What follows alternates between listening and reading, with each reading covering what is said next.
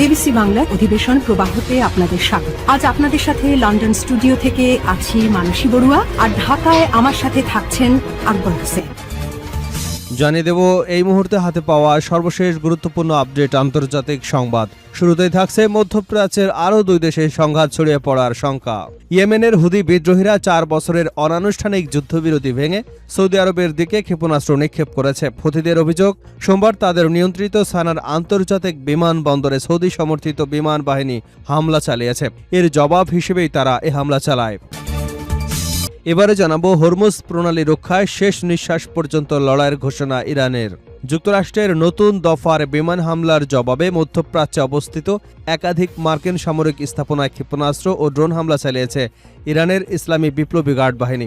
নতুন এই উত্তেজনা কেন্দ্রে রয়েছে হরমুজ প্রণালী, যার মাধ্যমে বিশ্বের মোট অপরিশোধিত তেল রপ্তানির প্রায় 50% পরিচালিত হয়। জানাবো চাঞ্চল্যকর সংবাদ, পাহাড়ে সুরক্ষিত ইরানের পারমাণবিক স্থাপনাকে লক্ষ্যবস্তু করবার ঘোষণা ট্রাম্পের। যুক্তরাষ্ট্রের প্রেসিডেন্ট ডোনাল্ড ট্রাম্প ইরানের পাহাড়ের গভীরে নির্মিত পারমাণবিক স্থাপনা পিক এক্স মাউন্টেনে হামলার হুমকি দিয়েছে। সাম্প্রতিক 2 দফার যুক্তরাষ্ট্র ইসরায়েলি হামলায় অক্ষত থাকা এই স্থাপনাকে ইরানের সবচেয়ে সুরক্ষিত পারমাণবিক কেন্দ্রগুলোর একটি বলে মনে করছেন বিশ্লেষকরা। জানিয়ে দেব ইরানে প্রভাব বাড়ছে কট্টরপন্থীদের।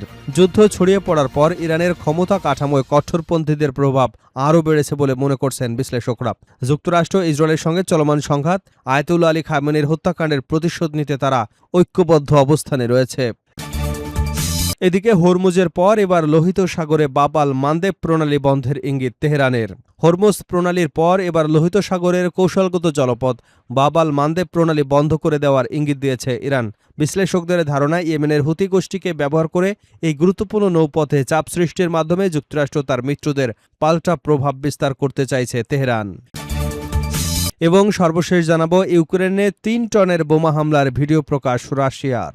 রাশিয়ায় ইউক্রেনের ঝাপোরিঝিয়া অঞ্চলে ওরিকিভ শহরে 3 টন ওজনের একটি গাইডেড বোমা হামলার ভিডিও প্রকাশ করেছে। টাইমস অফ ইন্ডিয়া জানিয়েছে, রুশ বাহিনীর ব্যবহৃত বোমাটি FAB-3000 নামে পরিচিত। এটি সোভিয়েত আমলের একটি ভারী বোমা, যা বর্তমানে ইউক্রেন যুদ্ধে রাশিয়া ব্যবহার করছে। বোমাটি রুশ যুদ্ধবিমান থেকে কয়েক কিলোমিটার দূর থেকে নিক্ষেপ করা হয়েছে এবং লক্ষ্যবস্তুতে আঘাত হানতে বিশেষ গাইড কিট ব্যবহার করা হয়েছে। এতক্ষণ শুনছিলেন সংবাদ শিরোনাম, এবার থাকছে পুরো সংবাদ। দর্শক, অনুরোধ থাকবে এই ভিডিওতে একটি লাইক দিন, কমেন্টস করে জানিয়ে দিন এই ভিডিওটি আপনি কোন জেলা থেকে দেখছেন এবং শুনছেন। ইরান, ইসরায়েল, ফিলিস্তিনি যুক্তরাষ্ট্র যুদ্ধে আপনি যদি মুসলিমদের সমর্থন করেন তাহলে চ্যানেলটি সাবস্ক্রাইব করে ফেলুন। মধ্যপ্রাচ্যের আরও 2 দেশে সংঘাত ছড়িয়ে পড়ার শঙ্কা। ইয়েমেনের হুদি বিদ্রোহীরা 4 বছরের অনানুষ্ঠানিক যুদ্ধবিরতি ভেঙে সৌদি আরবের দিকে ক্ষেপণাস্ত্র নিক্ষেপ করেছে। হুতিদের অভিযোগ, সোমবার তাদের নিয়ন্ত্রিত সানার আন্তর্জাতিক বিমানবন্দরে সৌদি সমর্থিত বাহিনী বিমান হামলা চালিয়েছে। এর জবাব হিসেবেই তারা এ হামলা চালায়। যদিও সৌদি নেতৃত্বাধীন সামরিক জোট জানিয়েছে, হুতিদের ছোড়া ক্ষেপণাস্ত্র দক্ষিণাঞ্চলের দিকে আসার সময় আকাশেই প্রতিহত করা হয়েছে। হুতিদের সামরিক মুখপাত্র ইয়াহিয়া সারি জানান, সৌদি আরবের দক্ষিণাঞ্চলীয় আবহাওয়া আন্তর্জাতিক বিমানবন্দরকে লক্ষ্য করে হামলা চালানো হয়েছে। 2022 সালের মার্চে অনানুষ্ঠানিক যুদ্ধবিরতি কার্যকর হবার পর সৌদি আরবের বিরুদ্ধে এটি হুতিদের প্রথম প্রকাশ্য ক্ষেপণাস্ত্র হামলার দাবি। এই হামলার ফলে সৌদি আরব, ইরান সমর্থিত হুতিদের মধ্যে আবারও সংঘাত ছড়িয়ে পড়ার আশঙ্কা তৈরি হয়েছে। অতীতে হুদিরা সৌদি আরবের জ্বালানি স্থাপনা, লোহিত সাগরে চলাচলকারী জাহাজেও হামলা চালিয়েছিল। এর আগে সোমবার হুতিরা অভিযোগ করে সৌদি সমর্থিত ইয়েমেন সরকার সানার আন্তর্জাতিক বিমানবন্দরে বিমান হামলা চালিয়েছে। তারা এ ঘটনাকে স্পষ্ট আগ্রাসন আখ্যা দিয়ে পাল্টা জবাবের ঘোষণা দিয়েছে। একই সঙ্গে সানার বিমানবন্দরের উপর আরোপিত অবরোধ তুলে না নেওয়া পর্যন্ত আন্তর্জাতিক বিমান সংস্থাগুলোকে সৌদি আকাশসীমা ব্যবহার না করবার আহ্বান জানায়। অন্যদিকে আন্তর্জাতিকভাবে স্বীকৃত ইয়েমেনের সরকার জানিয়েছে, সানার রানওয়েতে হামলার উদ্দেশ্য ছিল একটি ইরানি বিমানকে অবতরণে বাধা দেওয়া। সরকারের প্রতিরক্ষা মন্ত্রণালয়ের দাবি, বিমানটি ইয়েমেনের সার্বভৌমত্ব লঙ্ঘন করে অবতরণের চেষ্টা করেছিল। পরে দেশটির সশস্ত্র বাহিনীর এক মুখপাত্র জানান, বিমানটি শেষ পর্যন্ত হুতি নিয়ন্ত্রিত হুদাইদা বিমানবন্দরে অবতরণ করেছে। 2015 সালে সৌদি নেতৃত্বাধীন জোট হুতিদের বিরুদ্ধে সামরিক অভিযান শুরু করবার পর ইয়েমেনে দীর্ঘস্থায়ী যুদ্ধ শুরু হয়, যা বিশ্বের অন্যতম বড় মানবিক সংকটে পরিণত হয়েছে। যদিও 2022 সালে যুদ্ধবিরতির পর পরিস্থিতি অনেকটা শান্ত ছিল, সাম্প্রতিক এই ক্ষেপণাস্ত্র হামলায় সেই শান্তি ভেঙে নতুন করে আবারও উত্তেজনা বাড়িয়ে দিয়েছে। হরমুজ প্রণালী রক্ষায় শেষ নিঃশ্বাস পর্যন্ত লড়াইয়ের ঘোষণা ইরানের। যুক্তরাষ্ট্রের নতুন দফার বিমান হামলার জবাবে মধ্যপ্রাচ্যে অবস্থিত একাধিক মার্কিন সামরিক স্থাপনায় ড্রোন হামলা চালিয়েছে ইরানের ইসলামী বিপ্লবী গার্ড বাহিনী। নতুন এ উত্তেজনায় কেন্দ্র করে হরমুজ প্রণালী, যার মাধ্যমে বিশ্বের মোট অপরিশোধিত তেল বাণিজ্যের প্রায় 50% পরিচালিত হয়। ইরানের সামরিক মুখপাত্র ব্রিগেডিয়ার জেনারেল মোহাম্মদ আকরেমিনিয়া বলেছেন, যুক্তরাষ্ট্রের শত্রুতামূলক কর্মকাণ্ডের মাধ্যমে হরমুজ প্রণালী কখনোই পুনরায় খুলে দেওয়া হবে না। তিনি বলেন, প্রণালীতে ইরানের অধিকার রক্ষায় দেশটির বাহিনী শেষ পর্যন্ত লড়াই চালিয়ে যাবে। এর আগে যুক্তরাষ্ট্রের কেন্দ্রীয় কমান্ড জানায়, তারা টানা তৃতীয় রাতের মতো ইরানে হামলা চালিয়েছে। দেশটির বিভিন্ন অঞ্চলে শক্তিশালী বিস্ফোরণের খবর পাওয়া গেছে। এর জবাবে ইরানের ইসলামী বিপ্লবী গার্ড বাহিনী বাহরাইনে অবস্থিত মার্কিন নৌবাহিনীর ৫ম নৌবহরের সদর দপ্তর, অস্ত্রগুদাম, একটি স্যাটেলাইট যোগাযোগ কেন্দ্রসহ একাধিক মার্কিন সামরিক স্থাপনায় হামলা চালানোর দাবি করেছে। এদিকে মার্কিন প্রেসিডেন্ট ডোনাল্ড ট্রাম্প কংগ্রেসকে অনানুষ্ঠানিকভাবে জানিয়েছে, ইরানের বিরুদ্ধে নতুন করে প্রতিরক্ষামূলক হামলা চালানোর পরিকল্পনা রয়েছে। মার্কিন সংবাদ মাধ্যমগুলোতে আসা এক চিঠিতে বলা হয়েছে, এই সিদ্ধান্তের ফলে প্রশাসন নতুন করে 60 দিনের সময়সীমা পাবে। এরপর হামলা অব্যাহত রাখতে কংগ্রেসের অনুমোদন নিতে হবে। ট্রাম্প আরও দাবি করেন, যুক্তরাষ্ট্র হরমুজ প্রণালী নিয়ন্ত্রণ গ্রহণ করবে এবং নিরাপত্তা নিশ্চিত করবার বিনিময়ে ওই পথ দিয়ে চলাচলকারী জাহাজের প্রতিটি পণ্যের উপর 20% হারে অর্থ আদায় করবে। পাশাপাশি ইরানের বন্দরগুলোর উপর অবরোধ পুনর্বহাল এবং ইরান বা ইরানের গ্রাহকদের জাহাজ চলাচল বন্ধ করে দেওয়ার কথাও তিনি জানিয়েছেন। ট্রাম্পের এ ঘোষণার সমালোচনা করে ব্রাজিলের প্রেসিডেন্ট লুলা দা সিলভা বলেন, এটি কার্যত জলদস্যুতা। পাহাড়ে সুরক্ষিত ইরানের পারমাণবিক স্থাপনাকে লক্ষ্য করবার হুমকি ডোনাল্ড ট্রাম্পের। যুক্তরাষ্ট্রের প্রেসিডেন্ট ডোনাল্ড ট্রাম্প ইরানের পাহাড়ের গভীরে নির্মিত পারমাণবিক স্থাপনা পিক এক্স মাউন্টেনে হামলার হুমকি দিয়েছে। সাম্প্রতিক 2 দফার যুক্তরাষ্ট্র ইসরায়েলি হামলায় অক্ষত থাকা এই স্থাপনাকে ইরানের সবচেয়ে সুরক্ষিত পারমাণবিক কেন্দ্রগুলোর একটি বলে মনে করছেন বিশেষজ্ঞরা। সোমবার ফক্স নিউজে মার্কিন রক্ষণশীল উপস্থাপক হিউ উইটকে দেওয়া এক সাক্ষাৎকারে ট্রাম্প এই হুমকি দেন। হিউ উইট তাকে মনে করিয়ে দেন যে, যদিও যুক্তরাষ্ট্র গত বছর অপারেশন মিডনাইট হ্যামার এর অংশ হিসেবে ইরানের 3টি প্রধান পারমাণবিক স্থাপনা নাতাঞ্জ, ফোর্দো এবং ইস্পাহানে হামলা চালিয়েছিল, কিন্তু অপারেশন রাইজিং লায়ন বা অপারেশন রোয়ারিং লায়ন কোনোটিতেই সময় পিকঅ্যাক্স মাউন্টেনে স্থাপনাটি লক্ষ্যবস্তু করা হয়নি। জবাবে ট্রাম্প বলেন, পিকঅ্যাক্স একটি বড় ধরনের হামলার উপযুক্ত লক্ষ্য হতে পারে।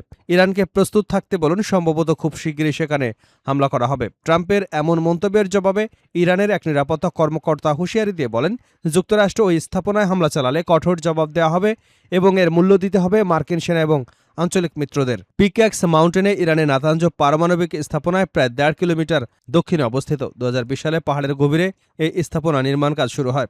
স্যাটেলাইট চিত্র বিশ্লেষণ করে যুক্তরাষ্ট্রভিত্তিক বিজ্ঞান এবং আন্তর্জাতিক নিরাপত্তা গবেষণা প্রতিষ্ঠান জানিয়েছে, সেখানে এখনও নির্মাণ কাজ চলছে।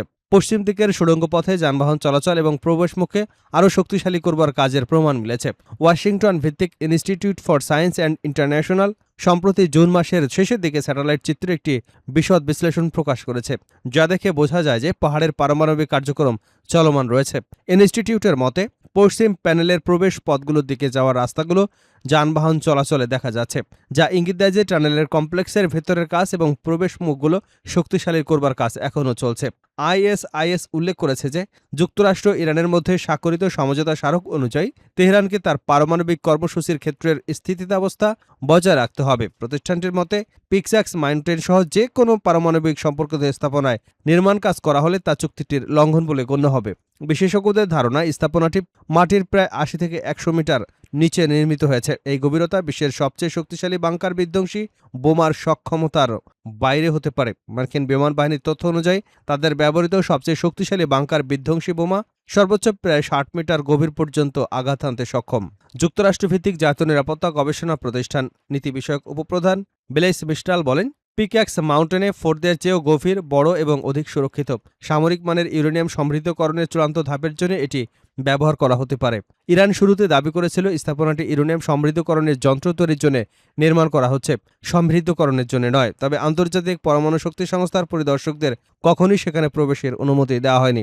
এ কারণে অনেক বিশেষজ্ঞের সন্দেহ, পারমাণবিক অস্ত্র তৈরির জন্য প্রয়োজনীয় 90% সমৃদ্ধ ইউরেনিয়াম উৎপাদনের শেষ ধাপটি নিরাপদে সম্পন্ন করবার উদ্দেশ্যে এই স্থাপনাটি তৈরি করা হচ্ছে। আন্তর্জাতিক পরমাণু শক্তি সংস্থার তথ্য অনুযায়ী, ইরানের কাছে বর্তমানে প্রায় 440 কেজি 60% সমৃদ্ধ ইউরেনিয়াম রয়েছে। বিশেষজ্ঞদের মতে, 60% থেকে 90% পৌঁছতে তুলনামূলক সহজ এবং দ্রুত, খুব অল্প সময়ের মধ্যে 90% সমৃদ্ধ করা সম্ভব। ইরানে প্রভাব বাড়ছে কট্টরপন্থীদের। যুদ্ধ ছড়িয়ে পড়ার পর ইরানের ক্ষমতা কাঠামোয় কট্টরপন্থীদের প্রভাব আরও বেড়েছে বলে মনে করছেন বিশ্লেষকরা। যুক্তরাষ্ট্র ইসরায়েলের সঙ্গে চলমান সংঘাত, আয়াতুল্লাহ আলী খামেনির হত্যাকাণ্ডের প্রতিশোধ নিতে তারা কঠোর অবস্থানে রয়েছেন। মঙ্গলবার এক প্রতিবেদনে এসব তথ্য জানিয়েছে আল জাজিরা। সামরিক বিশ্লেষণে অ্যালেক্স আলফিরাজ শেয়ার্স আল জাজিরাকে বলেন, ইরানের নেতৃত্বে একটি অংশ কূটনৈতিক সমাধানের পথ খুঁজছিল, কারণ নিষেধাজ্ঞা প্রত্যাহার, জব্দ করা সম্পদ ছাড়ের মাধ্যমে দেশ পুনর্গঠনের সুযোগ তৈরি হতে পারে বলে তারা মনে করেছিল। তবে ইসলামিক রেভলিউশনারি গার্ড কার্ভস ঘনিষ্ঠ কঠোরপন্থীরা আপোষহীন অবস্থানে রয়েছে। তাদের ধারণা প্রতিশোধ নেওয়ার সুযোগ এসেছে এবং হরমুজ প্রণালী নিয়ন্ত্রণ ধরে রাখার মাধ্যমে ইরান কৌশলগত সুবিধা অর্জন করেছে। বিশ্লেষক বলেন, কঠোরপন্থীরা মনে করছে যুক্তরাষ্ট্রের সঙ্গে আলোচনায় যাওয়ার প্রয়োজন নেই, কারণ তাদের দৃষ্টিতে এই যুদ্ধে ইরান জয়ী হয়েছে এবং সংঘাতে যুক্তরাষ্ট্র নিজেই ক্ষতিগ্রস্ত হয়েছে। তবে ইরানের রাজনৈতিক দুই পক্ষ একটি বিষয়ে একমত, হরমুজ প্রণালী দেশের অর্থনীতি এবং সামরিক কৌশলের জন্য অত্যন্ত গুরুত্বপূর্ণ। ভবিষ্যতে যে কোনো আলোচনা এটি ইরানের সবচেয়ে বড় চাপ প্রয়োগের হাতিয়ার হিসেবে ব্যবহার হতে পারে বলেও মন্তব্য করেন তিনি।